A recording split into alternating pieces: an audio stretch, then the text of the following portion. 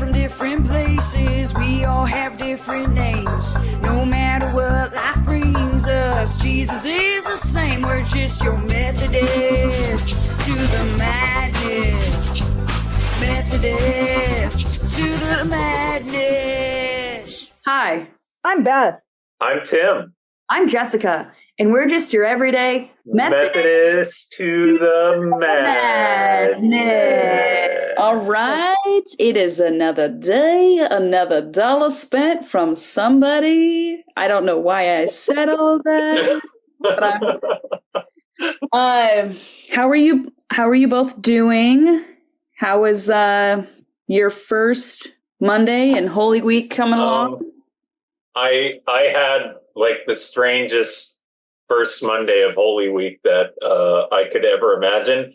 I woke up and my back was like just not doing it for me. Not a normal back feeling. I had like this twinge of pain in my middle back. I must have pulled a muscle. I like to think of it like I was fighting a dragon in a dream, and I had like a magnificent shield and I was blocking all his flames, and then suddenly I fell down into a forest that happened to have a steep incline, and I ran into a few trees or something, and then I woke up, and then that's why my back hurts. I don't know, but anyway, it was just a really off day. I actually had to take a long lunch, and I needed to leave my workplace. I actually went to Costco during that time. I was like, you know what? I need some food. I don't know why I thought that was a good idea. I realized that I didn't have like enough food at home. So it ended up being a lot more than I wanted it to be. I was just going to go there to get a chicken, but then I ended up buying a whole bunch of other stuff. And then for some reason, everybody was at Costco. Like this was at like noon on a Monday. I'm like, why is it so busy? That's the high Costco peak time because people want that $2 pizza and the $1.50 hot dog and and then they're like, I'm gonna buy this and that while I'm at it. People, I think because every time I go there at noon, it's packed, and I think that's why people just want that quick, cheap, easy lunch. Yeah, Man. Yeah, that's right. They have the pizza, they have the burgers, they have the sundae, and they have a new sandwich and the chocolate chip cookie. Right, exactly. So, strawberry ice cream now. Okay. Yeah. Now this is the Hungry Podcast episode. So anyway, I started feeling better as the day went on. I think it was good that I got some fresh air and just kind of took some time to myself, even though I was on an errand. It actually did help. I was surprised. So I should be fine tomorrow. I think I just need to get some rest and have a good, strong meal. I don't know if strong is the right word, but did the meal fight back? Yeah, the meal has to fight back. Yeah. Was the meal also fighting a dragon and fell down in the forest? Yeah, that's probably what happened. It was a live chicken that you got from Costco that was fighting back. So you sure did get a strong meal. They also sell live chickens now. Yes. I think you went to Tractor Supply, Tim. Yeah, you just have to ask the Costco associate, where's the entrance where you have the live chickens? I have a special occasion that I need this for. And they're like, you're going to want to exit the store, take a left, go about 15 miles. There's a farm. Talk to Jerry. He'll help you out. There you go. Sorry. So anyway, chickens aside, I had a good weekend. So the first thing is I had the honor of reading for the dramatic reading for Palm Sunday, and that was really nice. I saw this movie called The Boy and the Heron right after I did the dramatic reading, actually. Like I skipped my nap because I'm like, you know what? I'm not going to be able to see this any other time because I saw it with my mom and she likes the English dub, not the Japanese subtitles. And the only times they had was 1:15 and like 7:40. And I'm like, 7:40 is way too late because I want to like be fully alert. And I don't want to have like a huge dinner on my stomach before I watch the movie. So I would end up like eating dinner at like 10 o'clock if I went to that.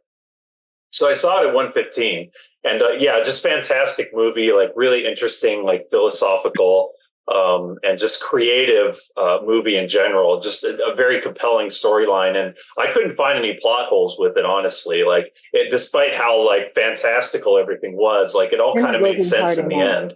So I highly recommend that movie. I don't know how much longer it's going to be in the theater, but yeah, outside of that. I guess I'll leave it at that for now.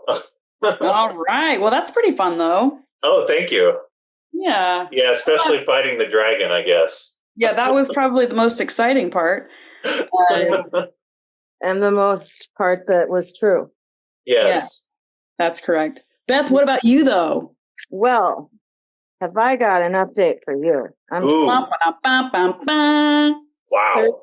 Thursday, we accidentally got a new kitten. The kitten's name is the kitten's name is Tony Gunk. It's a girl. We've been watching a lot of Impractical Jokers lately. I'm not sure if I've mentioned that on the podcast. Spoilers, I'm very sure I've mentioned that on the podcast because first time I've heard that, Beth. Right, yes. And Jonah's and my favorite character or character person, whatever, on Impractical Jokers is the guy who goes by Q. His real name is Brian Quinn, but his like fake name that he uses is Tony Gunk. And we were like, we're naming this cat Tony Gunk, boy or girl. And it's a girl. Nice. And somebody posted on Facebook that they found a kitten outside of their work, and they're like, we have 4 cats, we can't take this cat. And I looked at the post. It was posted like 15 minutes prior to me looking at it, and nobody had commented, and I was like, I will take a kitten. So I just went to go pick up Jonah from school. We got a kitten, and I didn't even ask Craig. I was just like, Craig, we accidentally got a kitten, and it knocked at the door. Yeah, hello, I'm a kitten. And I was like, yes, absolutely. I told Craig that I'm just trying to keep the unhoused feline youths off the street. So I'm doing my part to keep those streets clear of the kittens. Oh, yes. Thank you. Good. That's your civil duty. Yeah, because sometimes they end up on hard drugs and, it's not good. The catnip, that's just a gateway drug at this point. But basically. Yeah. So that was Thursday. And then Friday, Craig and I had a date night. It was like a date night cooking class that I signed us up for at this place called Simplicity. It's on J8 and 20th Street West. It's just down the street from our house. And it's in connection with the Complexity Wine Lounge that is also in that same little shopping center. And that is how I want to do all of my cooking, because they had everything ready. Like, they prepared everything in advance. If we needed like a tablespoon of butter, we had little, dishes of butter that were ready for us, and everything was measured out exactly. And they were like, okay, put the ingredients in. Okay, do this, do that. And it was fairly expensive. And I didn't realize until we got there that one of the reasons it was fairly expensive was because while we were cooking, this made me laugh because they waited until we were done, using the knives to give us our complimentary glass of champagne. They were like, you're done using knives. Here's your champagne. Oh my gosh. So we got a glass of champagne while we were cooking. And then when we sat down to eat what we had prepared ourselves, a whole bottle of wine was included. And wow. And I don't remember I took a picture of it, but it was a Cabernet Sauvignon. I think I'm saying Nice. that correctly. I think you're saying it better than I would ever say it. You're basically from Cabernet. Yeah. Sauvignon. Sauvignon. Yes. Yeah. And Craig isn't much of a wine drinker, so he had one glass of wine, and I was like, "Don't worry, Craig. I got." Yeah, I'll take one for the team. So that was really fun, and I want to do it again. We made steak. It was filet mignon and filet Sauvignon. I'm sorry. And creme brulee, which is my favorite. I love creme brulee so much. Buttermilk, mashed potatoes, and it was bourbon maple Brussels sprouts or something like that. And 10 out of 10. That's amazing. This really is the Hungry Podcast episode. Yeah, it really is. I'm sorry about that. And I also, and Saturday, I forgot all of my responsibilities and didn't do anything and didn't realize until Sunday that, there were places I was supposed to be, but I didn't go. So I lost Saturday. That's fine. Sunday, I also had the pleasure of being in the Passion Play. Sunday, I was narrator 5. Wow. Today, that's a great casting. Yeah. And today I met with Angie and Lori Shaw in the church parking lot at 7:30, technically 7:39 because I was late. So we could go up to Wrightwood to see where we'll be staying for the retreat. And cool. So I think we're going to have a great time. Yeah. For sure. And it's beautiful out there. Jessica, what's going on with you? What is your update? What? It's been a fun week. Amber's been on spring break, so I feel like I'm sort of on spring break just vicariously through her. So I'm like by association. Yes. And that's the best. We have just been hanging out. We played a game of Mastermind. Have you guys ever heard of Mastermind? I think I've heard of it, but I know nothing about it. If you don't know what it is, you can Google it. It's a game where it's like a very intellectual, analytical game because you have to. But it's fun, Beth. Beth, you could do it. It's your opponent has to select 4 different pegs that are different. They could be different colors. There's, it's up to them on if they want to choose different colors. But let's say they decide to go with 4 different colors in a sequence, and it's covered, and the opponent has to guess what those 4 colors are in 20 tries.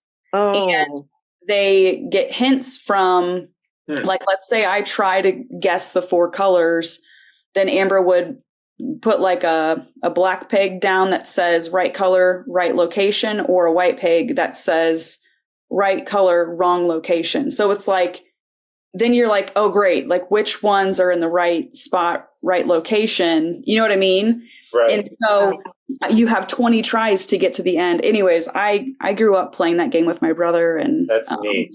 Yeah. Yeah. It's a lot of fun. Yeah. It sounds a lot better than Scrabble. I like Scrabble. I like Scrabble, but maybe I'm just so bad at it that I'm like, you know what? I want to try a different intellectual game. I get it.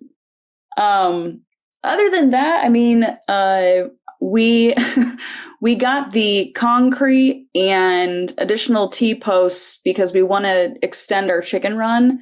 We got those it was sometime last week, and I looked at the weather and it was like rain Saturday and Sunday. And I was like, well, I can't pour concrete down. I can't put because the concrete is for the posts. We have, I dug some holes outside. I've already put these massive 8-foot posts in the ground, but we just have to secure them with concrete. And I was going to pour concrete. Well, you don't want rain after you pour concrete, especially not the very next 24 hours, basically. So Amber's been driving around with 6 bags of concrete in the back of her vehicle, naturally.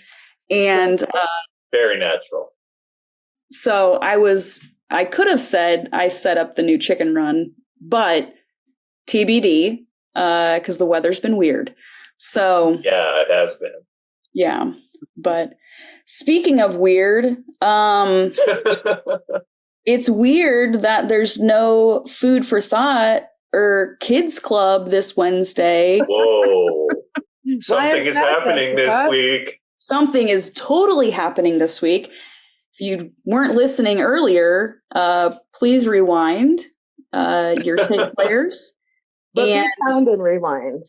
Be kind and rewind. This is Holy Week. It's officially Holy Week, and this past Sunday was Palm Sunday, and on the 28th is Maundy Thursday worship. That's at 7 p.m. And then on Good Friday worship, that's going to be March 29th, 7 p.m. at the Lancaster United Methodist Church. Okay. And then our Easter Sunday worship, there's going to be 2 services. So March 31st, 9 a.m. and 11 a.m. Following the 11 a.m. service will be an Easter egg hunt. So that's at 12:30. So if you've got some kids or you want to be a kid, 12:30, Easter egg hunt. So it's very exciting. It's going to be a fun-filled week leading up to Easter Sunday worship. So, all right, thanks, Jessica. Yeah, absolutely. This week we wanted to give you a treat, and it is not in physical form, but in a spiritual form, in a verbal form, and we will be doing the first ever Palm Sunday Readers Theater Methodist to the Madness edition. So, yay, drum roll. Woohoo. So get excited, sit back, and enjoy the show.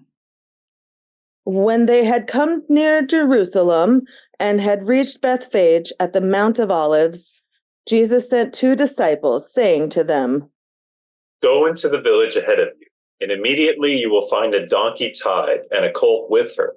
Untie them and bring them to me.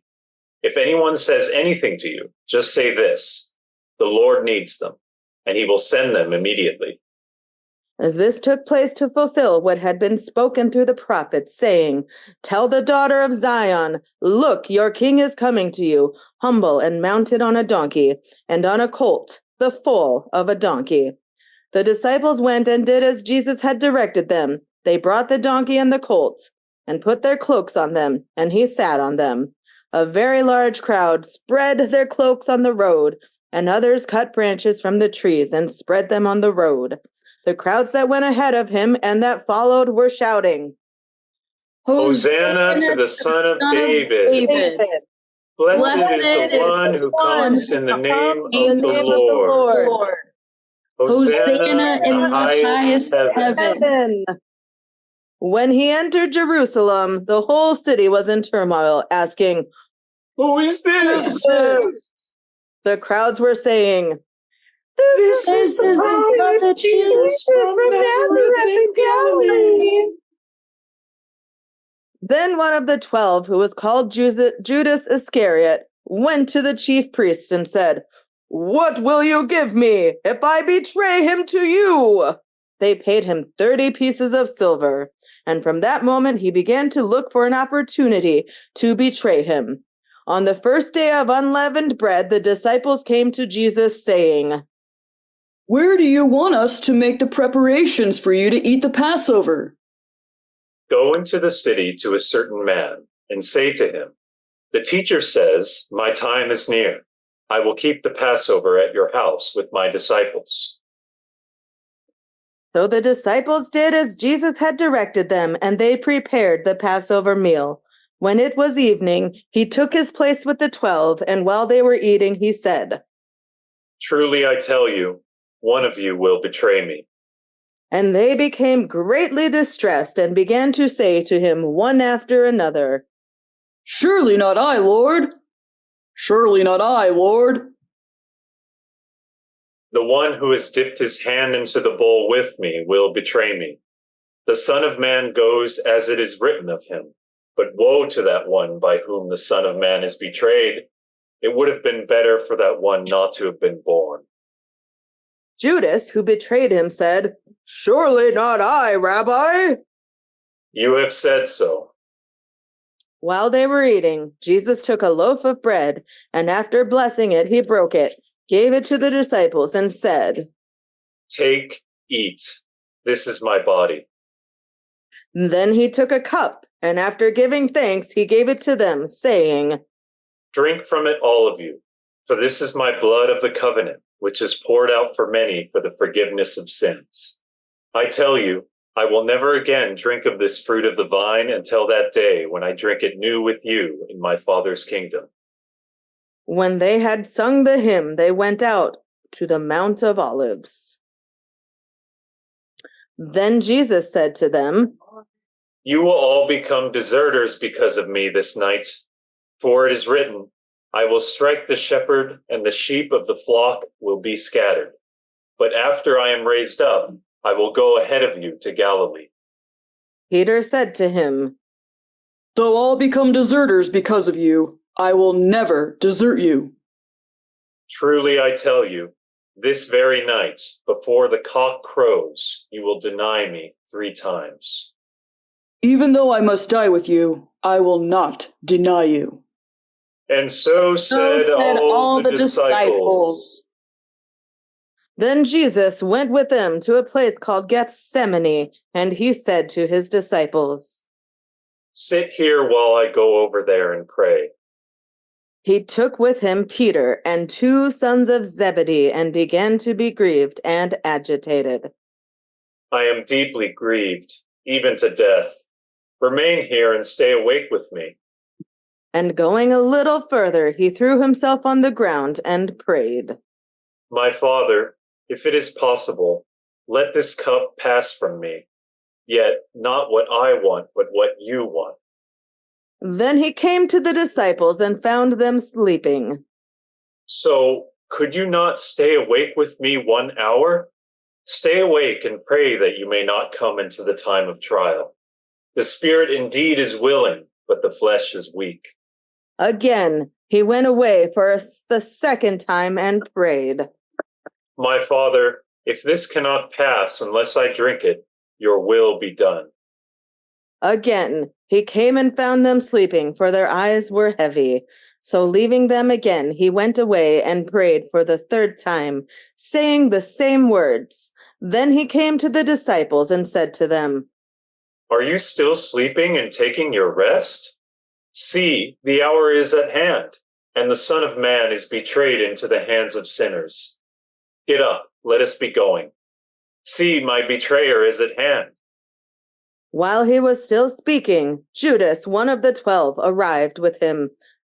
With him was a large crowd with swords and clubs, from the chief priests and the elders of the people. Now the betrayer had given them a sign. The one I kiss is the man. Arrest him! At once he came up to Jesus. Greetings, Rabbi! And he kissed him.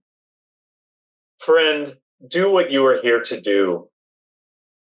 Then they came and laid hands on Jesus and arrested him. Suddenly, one of those with Jesus put his hand on his sword, drew it, and struck the slave of the high priest, cutting off his ear.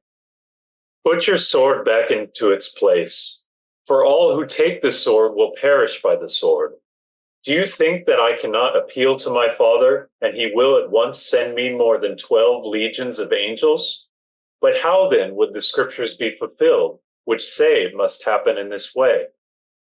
At that hour, Jesus said to the crowds, Have you come out with swords and clubs to arrest me as though I were a bandit? Day after day I sat in the temple teaching, and you did not arrest me. But all this has taken place so that the scriptures of the prophets may be fulfilled. Then all the disciples deserted him and fled. Those who had arrested Jesus took him to Caiaphas, the high priest, in whose house the scribes and the elders had gathered.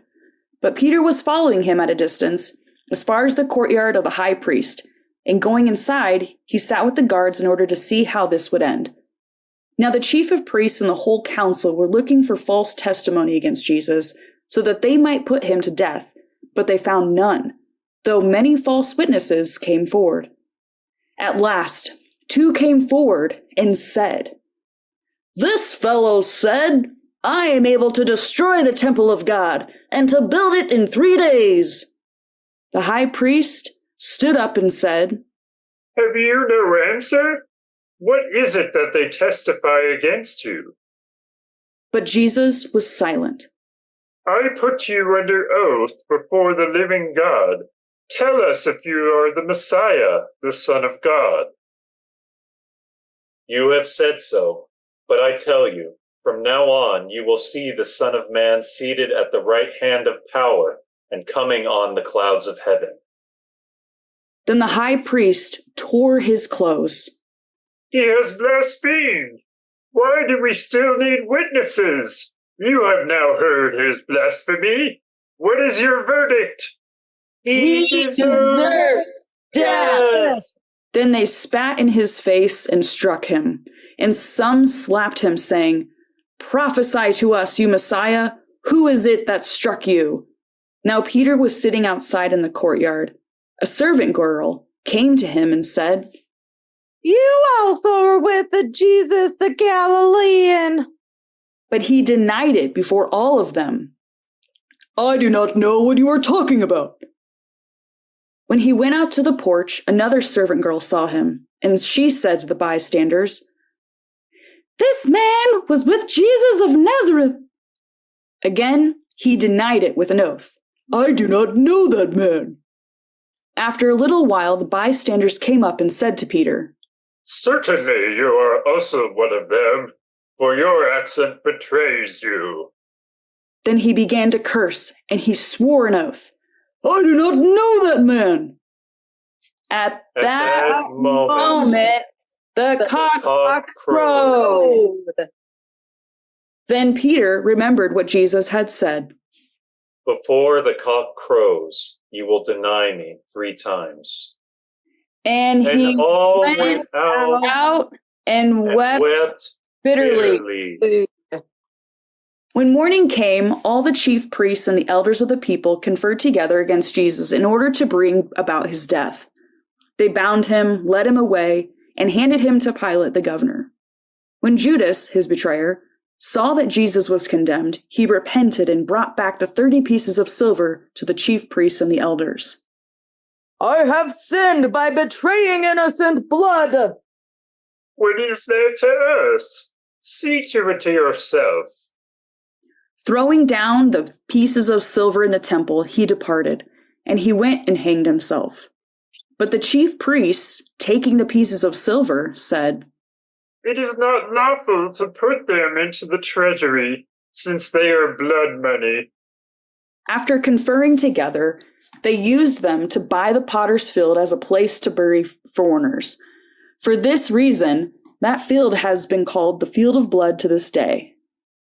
Then was fulfilled what had been spoken through the prophet Jeremiah, and they took the 30 pieces of silver, the price of the one on whom a price has been set, on whom some of the people of Israel had set a price, and they gave them for the potter's field, as the Lord commanded me. Now Jesus stood before the governor, and the governor asked him, "Are you the king of the Jews?" You say so." But when he was accused by the chief priests and elders, he did not answer. "Do you not hear how many accusations they make against you?" But he gave him no answer, not even to a single charge, so that the governor was greatly amazed. Now at the festival, the governor was accustomed to release a prisoner for the crowd, anyone whom they wanted. At that time, they had a notorious prisoner called Jesus Barabbas. So after they had gathered, Pilate said to them, "Whom do you want me to release for you? Jesus Barabbas or Jesus who is called the Messiah?" for he realized that it was out of jealousy that they had handed him over. While he was sitting on the judgment seat, his wife sent word to him. Have nothing to do with that innocent man, for today I have suffered a great deal because of a dream about him. Now the chief priests and the elders persuaded the crowds to ask for Barabbas and to have Jesus killed. The governor again said to them, Which of the two do you want me to release for you? Barabbas! Then what should I do with Jesus, who is called the Messiah? Let him be crucified. Why? What evil has he done? But they shouted all the more, Let him be crucified. So when Pilate saw that he could do nothing, but rather that a riot was beginning, he took some water and washed his hands before the crowd. I am innocent of this man's blood. See to it yourselves. Then the people as a whole answered, His blood be on us and on our children. So he released Barabbas for them, and after flogging Jesus, he handed him over to be crucified. Then the soldiers of the governor took Jesus into the governor's headquarters, and they gathered the whole cohort around him. They stripped him and put a scarlet robe on him, and after twisting some thorns into a crown, they put it on his head. They put a reed in his right hand and knelt before him and mocked him. Hail, King of the Jews! They spat on him and took the reed and struck him on the head. After mocking him, they stripped him of the robe and put his own clothes on him. Then they led him away to crucify him.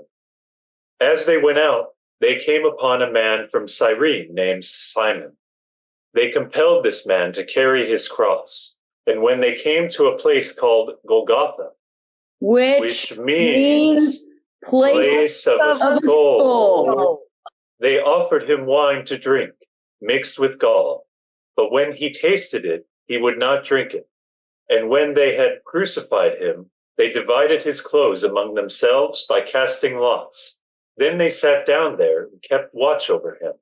Over his head, they put the charge against him, which read, This is Jesus, the King of the Jews. Then the two bandits were crucified with him, one on his right and one on his left. Those who passed by derided him, shaking their heads and saying, You who would destroy the temple and build it in 3 days, save yourself. If you are the Son of God, come down from the cross. In the same way, the chief priests also, along with the scribes and elders, were mocking him, saying, He saved others. He cannot save himself. He is the King of Israel. Let him come down from the cross now, and we will believe in him. He trusts in God. Let God deliver him now, if he wants to. For he said, I am God's son. The bandits who were crucified with him also taunted him in the same way. From noon on, darkness came over the whole land until 3 p.m, and about 3 p.m, Jesus cried with a loud voice, Eli, Eli, lema sabachthani. That is, my God, why have you forsaken me? When some of the bystanders heard it, they said, This man is calling for Elijah. At once one of them ran and got a sponge, filled with sour wine, put it on a stick, and gave it to him to drink. But the others said, Wait, let us see whether Elijah will come to save him. Then Jesus cried again with a loud voice, and breathed his last. At that moment, the curtain of the temple was torn in two, from top to bottom. The earth shook and the rocks were split. The tombs also were opened, and many bodies of the saints who had fallen asleep were raised. after his resurrection, came out of the tombs and entered the holy city and appeared to many.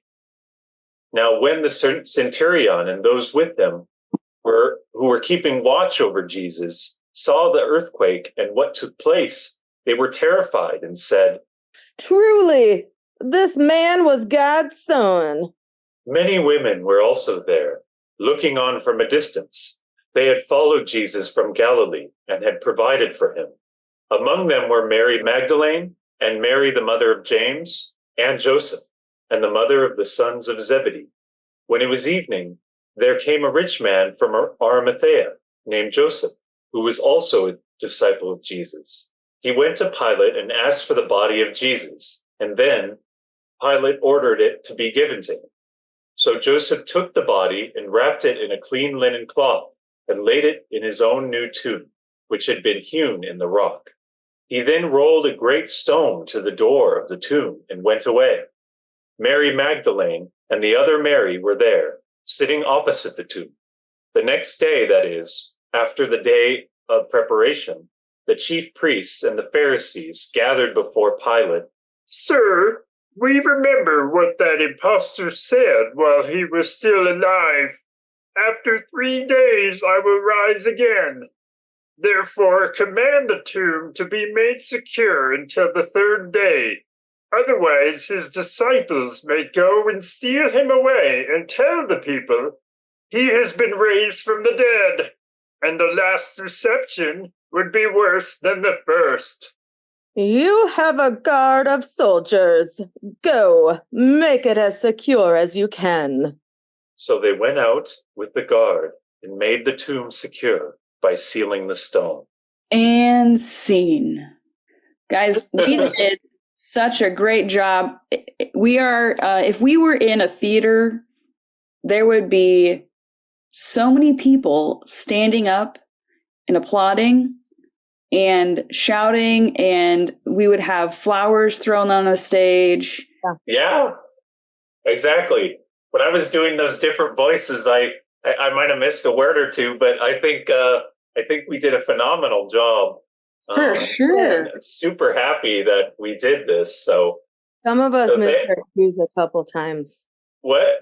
With me. But no one will notice because when you listen to this, it will all be nice and the flow will be there.